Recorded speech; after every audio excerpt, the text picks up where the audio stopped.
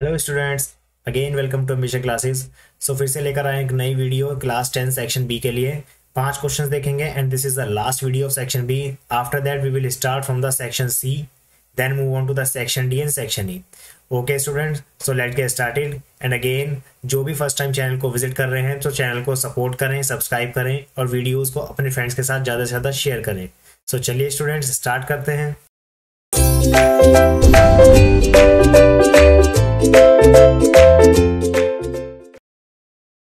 So dear student, this is the question number 21.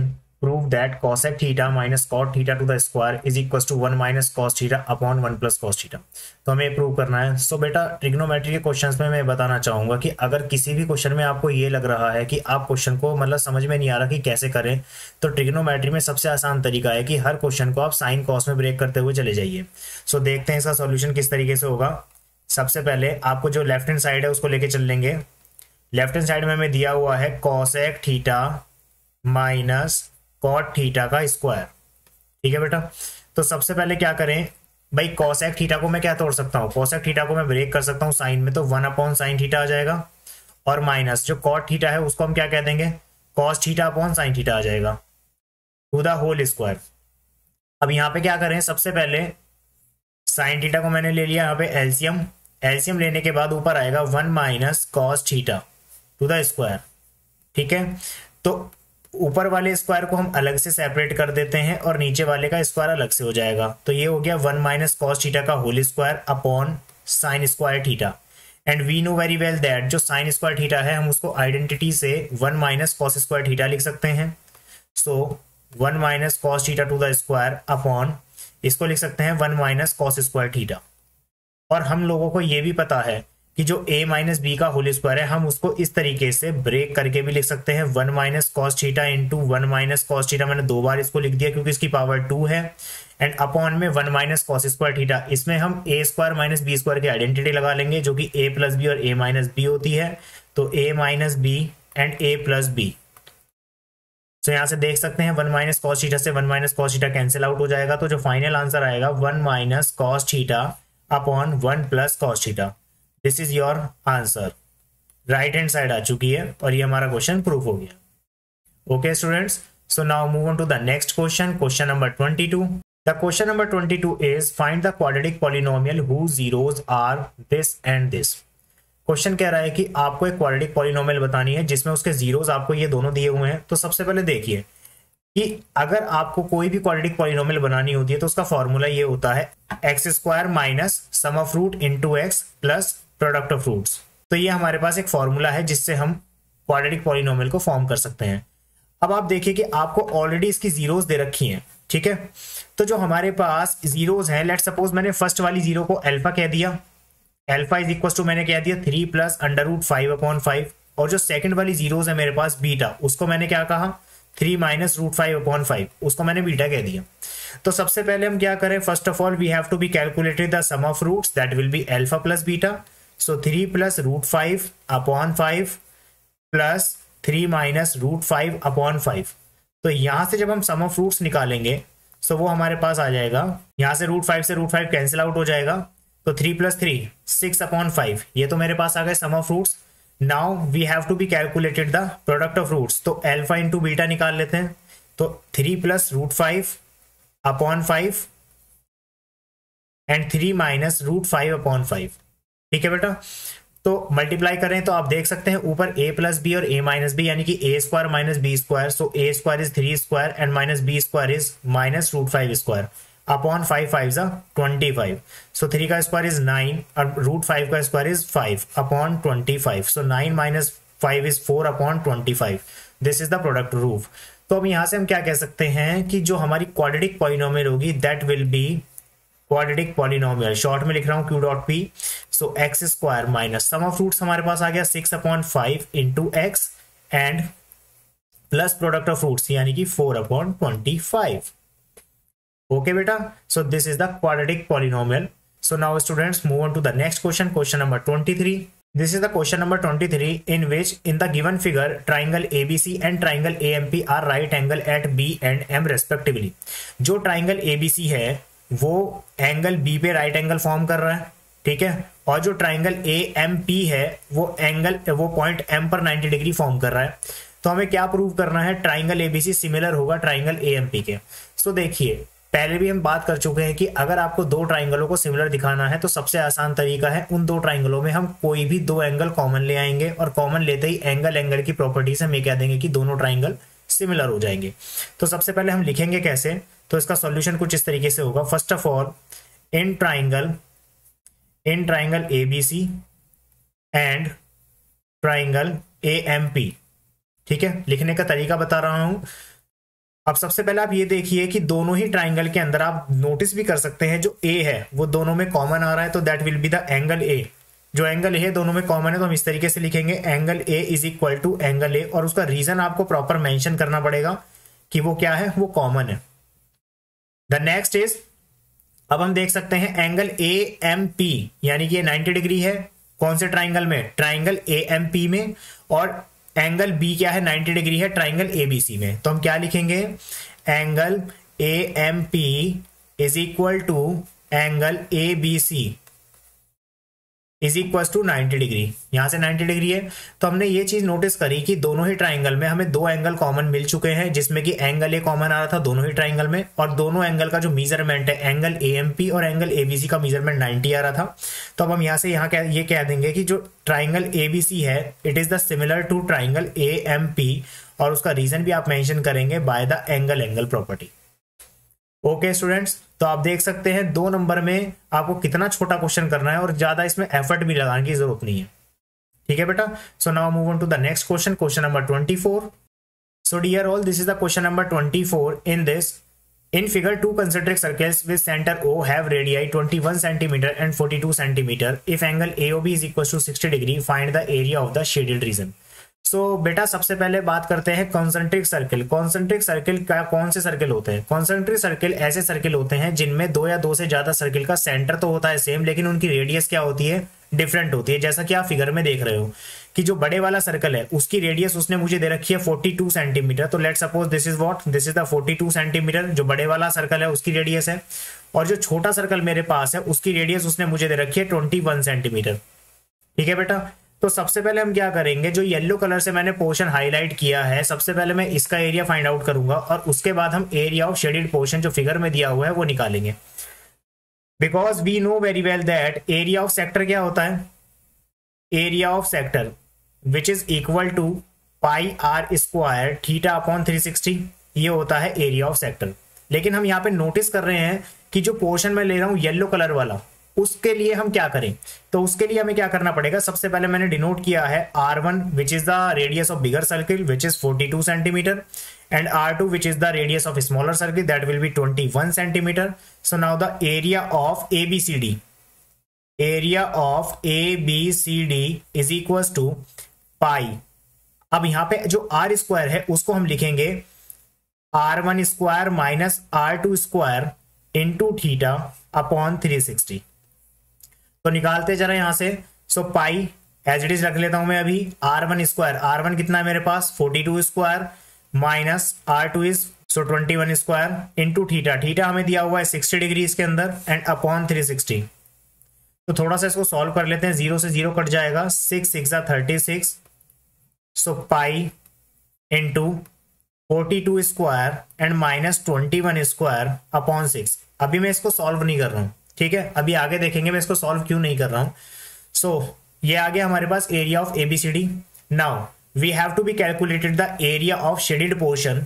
So here it is area of shaded portion.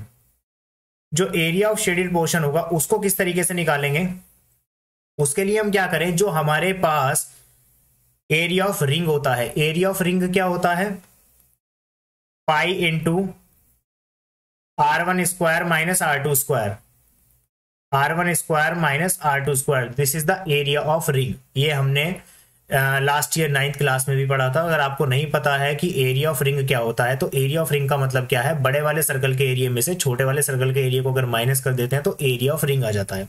अब इसमें से मुझे minus करना होगा जो मैंने एरिया ऑफ ABCD निकाला है, एरिया ऑफ ABCD। ठीक है।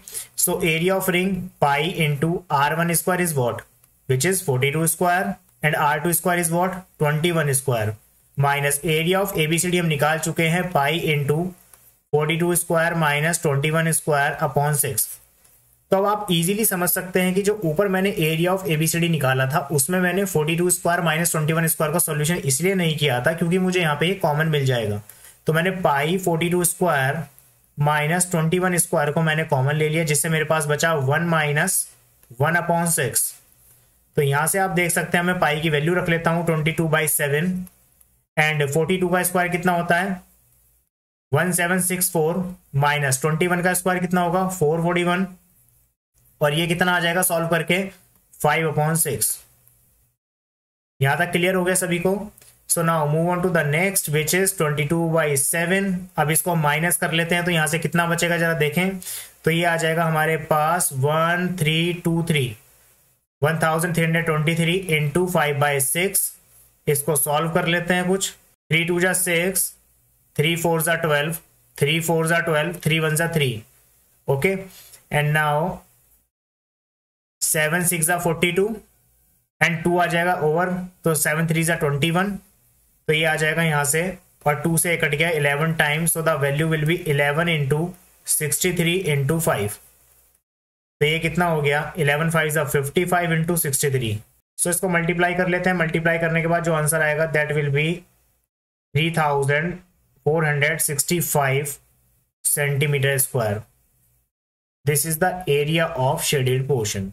सो बेटा आई होप कि ये क्वेश्चन सबको अच्छे से क्लियर है। मैं एक बार थोड़ा सा एक्सप्लेनेशन फिर भी देता हूं कि एरिया ऑफ रिंग के लिए हमने ये वाला फॉर्मूला लगाया है pi into R1 square minus R2 square. ये बहुत आसान फॉर्मूला है, हमने 9th क्लास में भी पढ़ा है। और सिमिलरली सबसे पहले हमने एरिया ऑफ ABCD निकाला, जो मैंने येलो कलर से हाईलाइट किया है, वो आप देख सकते हैं यहाँ पर। फिर मैंने क्या किया, इस एरिया ऑफ रिंग में से मैंने एरिया ऑफ ABCD को माइनस कर दिया, तो हमारे पास लाइन जो लाइनें खींची हुई है फिगर में, जो शेडेड पोर्शन है, इसका एरिया हमारे पास आ जाएगा। ठीक है बेटा।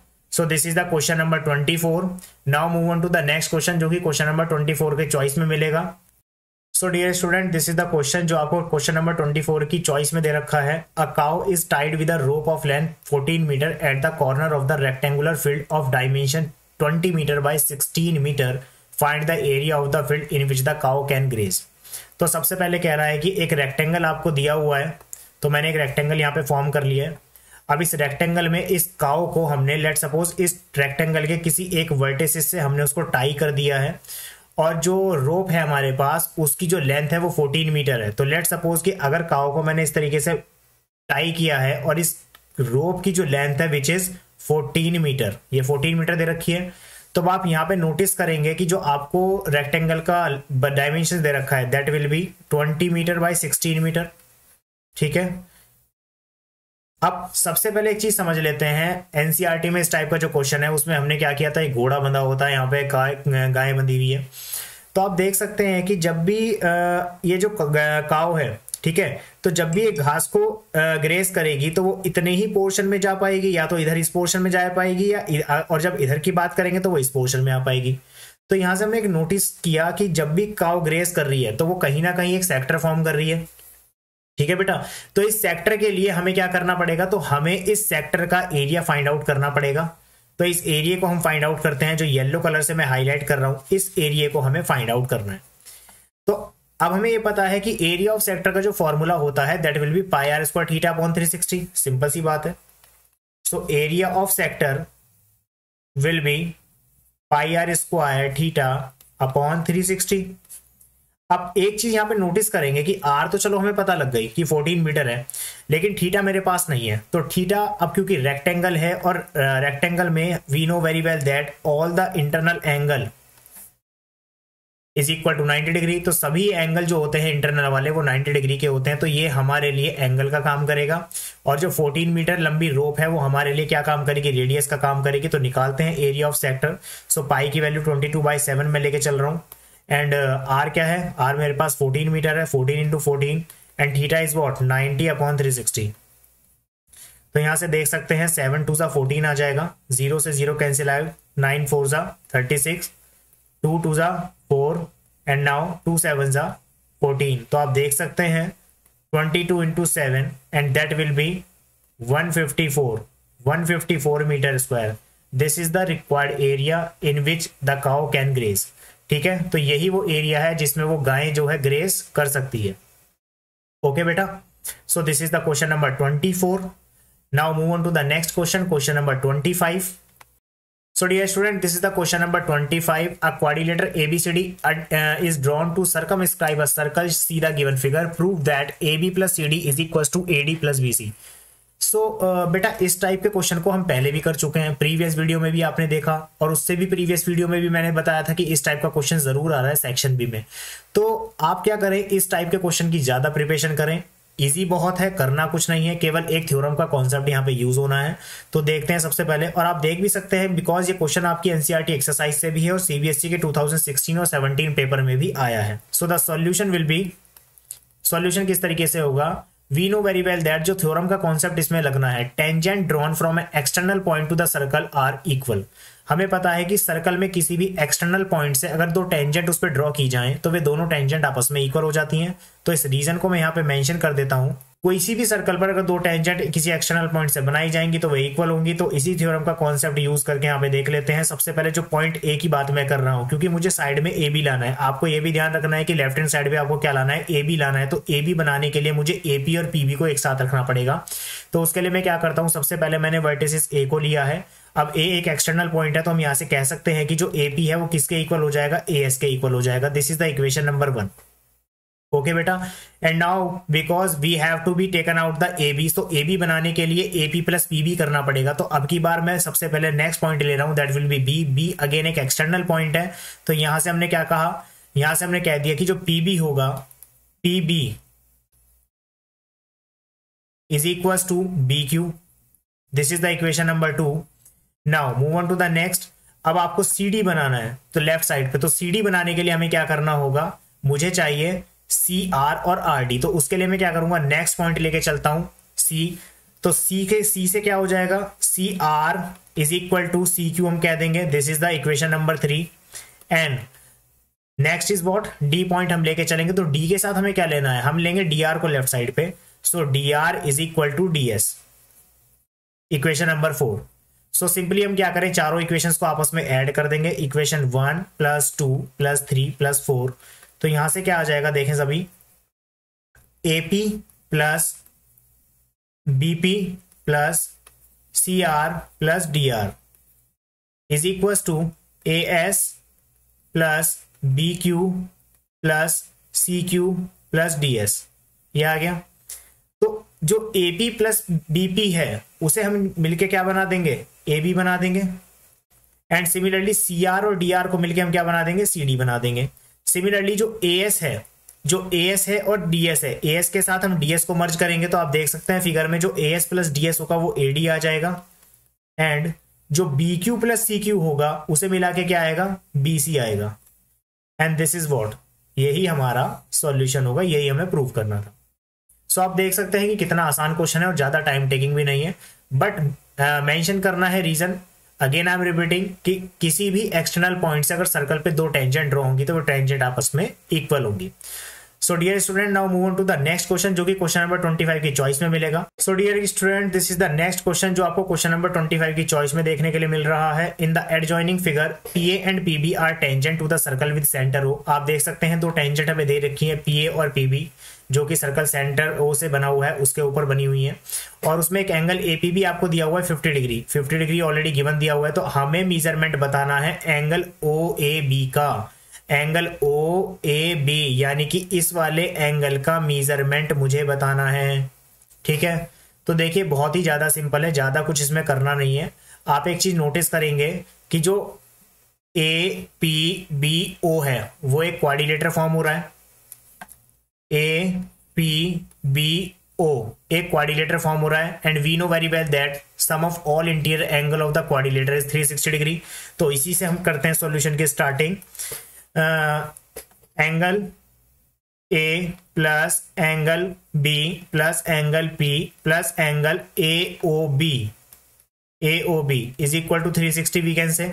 ठीक है, जो एंगल ए होगा, एंगल ए 90 डिग्री का हो जाएगा। अब 90 का क्यों होगा, उसका रीजन ये है बिकॉज जो हमारे पास ओ ए है, ओ ए रेडियस है और पी ए क्या है, टेंजेंट है। और ये हमारे पास सर्कल के अंदर थ्योरम है कि जो टेंजेंट है वो रेडियस पर क्या होती है, परपेंडिकुलर फॉर्म करती है, तो ये 90 डिग्री फॉर्म करेगी। और सिमिलरली जो ये वाला पोर्शन है, ये वाला एंगल भी हमारा 90 डिग्री का हो जाएगा, एंगल बी। तो एंगल ए भी 90 का है, एंगल बी भी 90 का है, एंगल पी हमें 50 ऑलरेडी दिया हुआ है, तो यहां से हम angle A O B find out कर सकते हैं। तो देखते हैं एंगल ए ओ बी कितना आ जाएगा। Angle A O B is equal to भाई 9 18 180 180 और 50 230। सो 360 में से 230 माइनस करेंगे तो कितना बचा, 130 डिग्री। तो हमने देखा कि जो एंगल ए ओ बी है वो 130 डिग्री का आ चुका है, ये वाला एंगल 130 डिग्री का आ गया है। अब हमें बताना है angle O A B. So we know very well that O A and O B are the radius. अब मैं इस ट्राइंगल की बात करूंगा जो मैं ये येलो ब्लू से कलर से हाईलाइट कर रहा हूं। तो आप देख सकते हैं इस ट्राइंगल के अंदर जब ओ ए और ओ बी रेडियस है तो एंगल ओ ए बी और ओ बी ए दोनों एंगल आपस में इक्वल हो जाएंगे। कौन कौन से एंगल, एक तो ये वाला एंगल और एक ये वाला एंगल, ये दोनों एंगल आपस में इक्वल होंगे।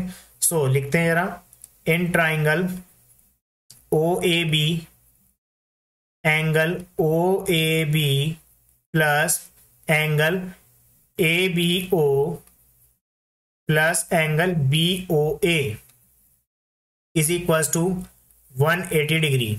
सो 180 डिग्री जो मैंने कंडीशन लिखी है that is called the angle sum property. We know very well that किसी भी ट्राइंगल में तीनों एंगल का सम 180 होता है। एंगल ए ओ बी हम ऑलरेडी निकाल चुके हैं विच इज 130 डिग्री, तो मैंने बी ओ ए या ए ओ बी कहो एक ही बात है। अब आप देख सकते हैं कि जो एंगल ओ ए बी है और जो ए बी ओ है वो आपस में इक्वल है। हमें फाइंड आउट करना है ओ ए बी, तो मैं ओ ए बी को तो एज इट इज रख लेता हूं, लेकिन एंगल ए बी ओ की जगह भी मैं ओ ए बी लिख सकता हूं बिकॉज ये जो ट्राइंगल ओ ए बी है, मैं यहाँ पे लिख देता हूं, जो ट्राइंगल ओ ए बी है वो कैसा ट्राइंगल है, आइसोसेलेस ट्राइंगल है। And we know very well that कि आइसोसेलेस ट्राइंगल में दो साइड इक्वल होती हैं और उनके कॉरस्पॉन्डिंग एंगल भी आपस में इक्वल होते हैं। तो जहां से हम ये कह देंगे कि angle O A B equal हो जाएगा एंगल ओ बी ए के। तो इस इक्वेशन से, इसको सपोज मैंने इक्वेशन नंबर 1 कह दिया, तो यहां से मैंने क्या किया, यहां से मैंने ये वैल्यू उठा के रख दी ए ओ बी की, ए बी ओ की जगह, ए बी ओ की जगह मैंने ओ ए बी रख दिया है which is equal to 180 degree. तो ओ ए बी और ओ ए बी हो जाएगा double of angle O A B is equal to, यहां से कितना आ जाएगा 180 minus 130। So double of angle O A B is equal to हो गया 50 डिग्री, 2 से हमने इसको कट कर दिया 25। तो angle O A B is equal to कितना आ गया 25 degree. This is your answer. So dear students, आपने देखा कि सेक्शन बी में हमारे ज्यादा कोई टफ क्वेश्चन नहीं आ रहे हैं, ठीक है, तो आप इजीली उनको कर सकते हैं। आई होप कि this video is clear to everyone. और अगर बेटा किसी को भी कोई डाउट है तो मुझे कमेंट बॉक्स में कमेंट कीजिए और चैनल को सपोर्ट करते रहिए और अपने फ्रेंड्स के साथ वीडियो को शेयर करते हैं। मिलते हैं नेक्स्ट वीडियो में, तब तक के लिए bye bye everyone, have a nice day.